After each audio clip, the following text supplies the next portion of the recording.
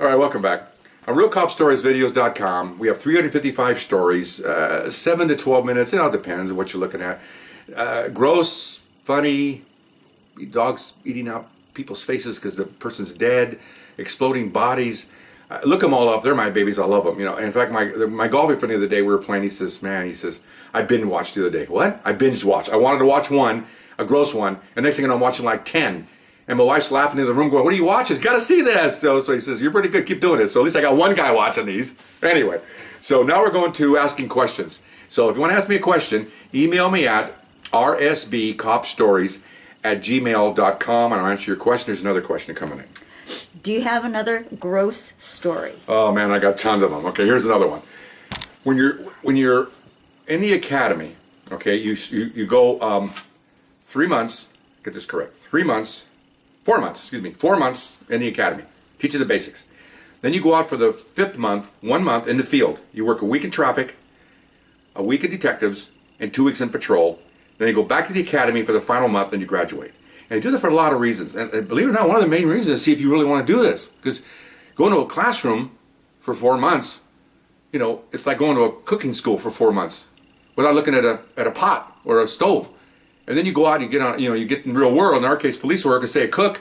All of a sudden, you're at a cooking environment, and he wants you to cook a souffle, and you go, I don't want to do this. Okay, so it happens. I had guys that was 35 of us. We got back, 2 of them quit because they said, I don't want to do this because it's not for everybody. Okay, it's inherently dangerous, especially nowadays where cops getting shot at a lot more than we were. So it isn't for a lot of people. So they do it for a lot of reasons, and also to get your interest to do it because I didn't know anything about this either. I came from the Marine Corps. I don't know. I go in here and one of my stories, I think it wasn't one of my stories. My first day was Mother's Day, okay, 1972, okay, Mother's Day. My wife's nodding her head. I was living at home. I came back, and my mom was, of course, scared to death. Being a Latin mom, only son, she prays every day. I throw me holy water on me. He's got 5 St. Christopher's around my neck, the whole bit. And she asked a rhetorical question. How was it? Okay, well, she wants the answer that I don't want to do it anymore. This was the opposite. I said, Mom, if they would give me my food and my rent, I'd work for free. Okay? She looks at me with a shock. My dad was all proud. My mom was like, no, she's all praying, writing 50 candles. Okay, well, that's what she did. That's old school lady. Okay. So anyway, now we're at the month out of the academy. I'm working patrol in Central Division, which is downtown Los Angeles. And of course, being a recruit and working with a training officer, we're driving a B Wagon. Now, a B Wagon is like a UPS truck. Bigger UPS truck. A big one, that you actually step up and go into it, Only it's unlike a USPS truck. All it has is benches on both sides. It's got a door with a grid on it, and a back door with iron grating over the window. Okay, and what our job at that time, they've changed significantly since those days. But here in the early '70s, was to pick up winos that were passed out, laying in the gutter, whatever. Put them in the wagon, and when you get a full wagon, I'll tell you later, you take them down to the jail. And they weren't being jailed; they were just being housed. And they usually had clothes from different agencies like Salvation Army and all these different places. And they would get literally like a circus. They'd get hosed down. They get naked. And they hose them down in there, okay, on the guys that they're under arrest, but they really aren't, okay. So they hose them down, give them soap and water, probably the first soap and water they had in a month, and they all clean themselves. And when they were dry, then they give them this free clothes, and then they let them sit in there for like a couple hours to sober up, and they let them go. They've had several variances that now they don't do anything. It used to be they didn't do any more sweeps anymore. With all the homeless sitting around, drunks, and everything, the liberal element doesn't feel like you should be helping them like that. And we were helping them. We weren't putting them in jail. We were arresting them technically. We were helping them, but they, politics and different visions of different people, and now it doesn't change. The poor homeless are still sitting out there on the sidewalks, dying at night and drunk and everything else. Okay, but anyway, so in those days, that was the assignment. Okay, so. I've been in traffic for a week, and then I went to detectives, and I thought, this is nice to see these jobs. And now I'm in patrol, and I thought, okay, this is where we're going to be doing the nuts and bolts. Okay, right, no, wrong. Okay, so I'm in there, he's asking a million questions. I told you, we're like sponges. We're like a dry sponge. You put a drop of water, and we start to expand. That's what we are, trying to learn everything we possibly can. So So we're going on the street, and he's telling me what their job function is. Okay, fine. And when he says our job function, it's my job function. It isn't going to be his. Okay. So I'm in the wagon, and so he says, okay, go over there. There's a guy, in the corner, in the little cubby hole. He's laying like this, Go pick him up. So I put gloves on. He gets out, opens the back door. I guess that's his job. And being that I'm the recruit, I'm to pick him up and escort him over to the we call it the wagon, the B wagon. So I go over there, sir, and he's like, And I go to shove him, and again, the trainer should have told me, you don't touch these people that you absolutely have to, okay? So I'm like, oh my, I'm eager to help. I mean, I honestly, when I get my oral to come on, I want to help people. This is part of helping people, I mean, it is. It's gross. So then I go, whoa, okay, well, he was asleep, head down like this. I can't get, he was like almost in a, sitting on his butt, legs up, and he's like this. And, you see saliva coming down, hitting his pants, okay, because they're all drunk or whatever. He's like that. Well, when I get to touch him, whoa, well, I thought that the saliva, that didn't gross me out. I thought it was dirt on it, okay, or food. There's something on the saliva. No, it was ants, okay, ants. And because he's been there probably, who knows, a couple hours? I have no idea. So he just laying there, and he's, in Spanish we call that babas, which is basically saliva hanging down. So you got the saliva line, and he's sitting on the curb next to the building. Well, everybody has ants. I'm constantly finding them out of my house. Ants are trying to get into my house and live here, So I'm like, oh. He goes, pick him up. Oh, so okay, sir. And goes, as I shake him, the things on his saliva are falling off.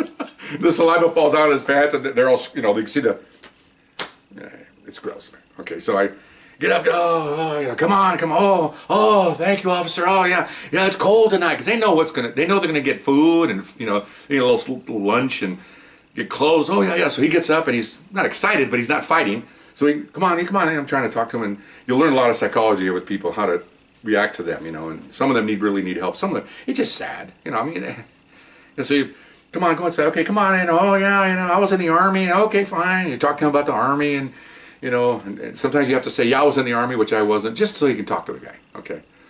And so, oh, thank you. So we put him in, okay, fine. So, so we got some towels, and I had ants on my gloves and everything, so we put him in there, okay, fine. I go, thanks a lot. He goes, well, you gotta be careful when you look at him, come on, kid, try to, okay, fine. So it looks like I'm gonna be thrown in the pool here, okay. Driving around, remember now, we don't have to drive along very far. If you want to look, go down to 4th and Spring, 4th and Wall. If you have nothing to do in LA, just drive around. You'll see them laying everywhere, all over the place, okay? And by the way, roll your window down. You get a nice smell, okay? Like 80,000 urine puddles fermenting all day long, okay? Anyway, so we drive another block, and there's a guy laying there against the building, fully length. He's got his jacket rolled up, and he's got a pillow, and he's sleeping. So I go up there, and I'm trying to wake him up. He won't wake up. And then my partner says, this is a little bit of an unethical. He says, how do you wake him up? He says, get your nice stick out him on the bottom of a foot. I'm not supposed to do that. It's not department policy. It's not in that big book about what things to do. It ain't in there, okay? So, wake up. No, I kick his, no. He goes, get the stick. So I go, whack. I hit him right on the ball of the foot, man. Pops out, what? I learned quickly that's kind of a soft spot. Don't they have a guy, rexphilology, whatever they call it, where they can, on your foot, you can touch part of it, and there's your kidneys and it's a science, I guess. Reflexology, that's what it is. So maybe that's what it was. Maybe I smacked 7 of his senses. I don't know. I'm not a doctor. He wakes up. Come on, let's go. Okay, fine. So I'm walking him. He's doing okay. Here's the gross part. Okay, it's not gross that says you have to get your kids out of the room. I'll make it nice so it doesn't. So if you have kids, they can listen to this because they'll relate to it. Okay. So I'm getting him to the wagon. There's a low step, and then there's a step into it. So I go, come on, let's go. Okay. And you learn this. I didn't know at the time. He stops for a second. Just stands there. And I thought, what's he doing? He doesn't resist. He's just standing there. And what he's doing is he's pooping in his pants. Okay. And I found out, I think from living my life, and found out from these people, apparently you can't do that if you're walking. I guess not.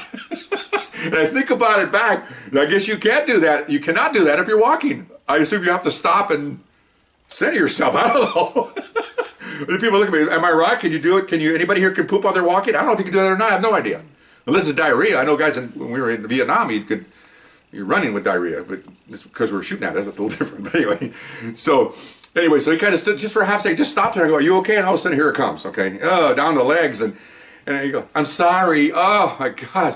Okay, well, get in the van. So he's leaving a trail, it's down his pants, and it's, over his shoes, and through the gale to grandmother's house we go. It's It's on the ground, he's stepping up into the van. He's leaving like semi little footprints as he goes up of his own stuff, okay?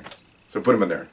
And the other guy, of course, this train officer laughed because as soon as he saw that, he just backed away, man. I go, this is nuts. What kind of job is this? He goes, that's the way it goes, man. Oh, my God. Okay, so pick up 2 or 3 more, no incidences, okay? Got about half a dozen, that's enough. So we make you to go back to the jail. So we take them, there's some officers there that book people or book them. I mean, not really book them, but move them over here.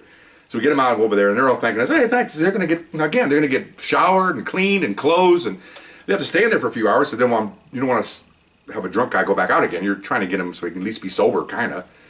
So we get in the van, and we get my job. I shouldn't say me. We're there with a hose down the seats, hose down the floor, hose down the bumper, a little brush, because by now the pudding is caked.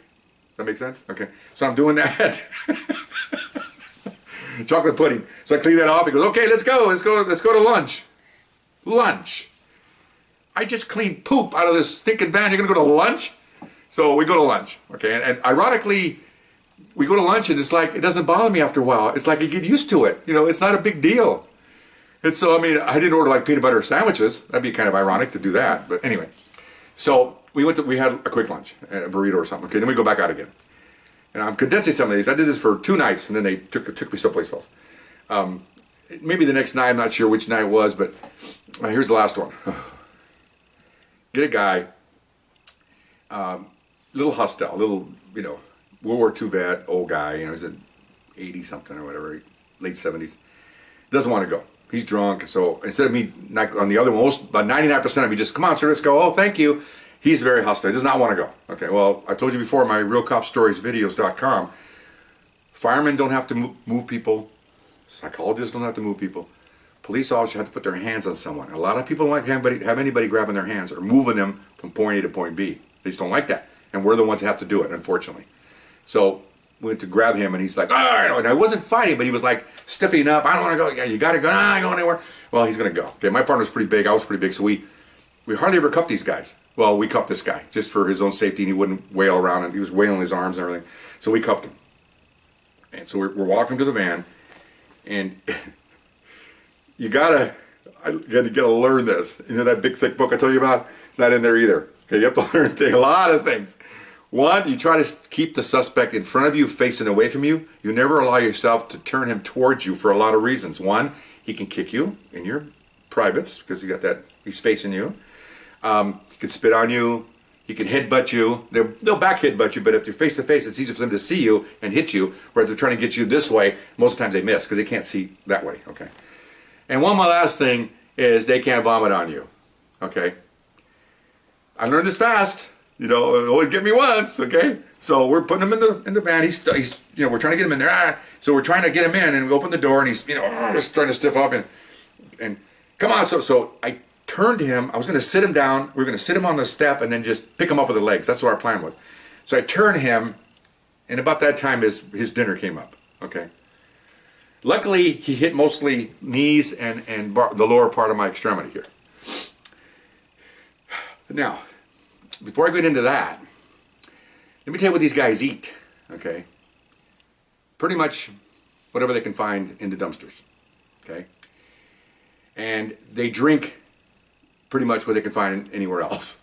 So they drink wine, and usually the cheapest wine. I know my friend here and I, when we were young guys, you buy a gallon of rosé for $1.89 and get hammered with it. Cheap wine, man. This isn't going to be no Camaret or or a House Merlot they're drinking. This is really, my dad used to drink those gallons jugs. Oh my gosh, because he was a poor gentleman. My mom and dad, he get those jugs on sale for like $1.99, and you get a glass every day and live to be 95. Maybe that's a thing there anyway. But so he was not drinking good wine. I bought him wine. On a side note, I bought him a nice glass of wine from Australia one time, Merlot, and throughout the dinner he was slowly pushing it away from the dinner until he didn't like it. And so I wound up getting him House Merlot, which is like half the price of the Australian stuff, and he loved it. So it's what your tastes are. So I'm back on the track. So they're drinking booze, beer, whatever they can get, and food, not very good, whatever you can get. So when he vomited, it wasn't like you and I were, I don't say a healthy vomit, but you eat food and you get sick or flu or whatever, food poisoning, it's what you ate, you eat salad and pork or fish, it's regular. This vomit was indescribable, whatever you want to call it. It was unbelievable. Okay, it stunk. It got wine in it. It's even got color to it.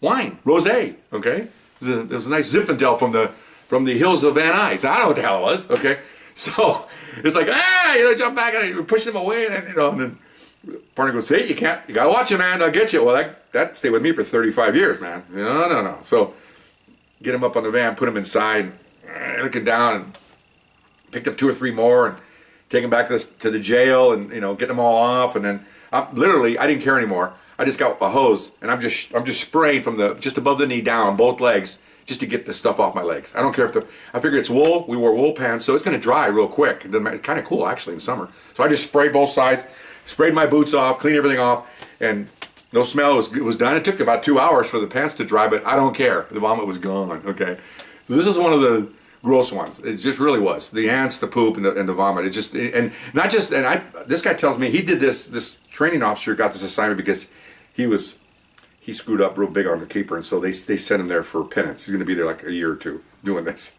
Okay, again, you screw up, they may not fire you, which they won't, but they'll send you out here doing this, right? What I've said earlier, picking up winos, watching boats come in at the harbor, midnight, counting the planes landing in LAA. Those are where they're going to put you prior to firing you. There's not fireable offenses. It's conduct unbecoming when you get assignments like that.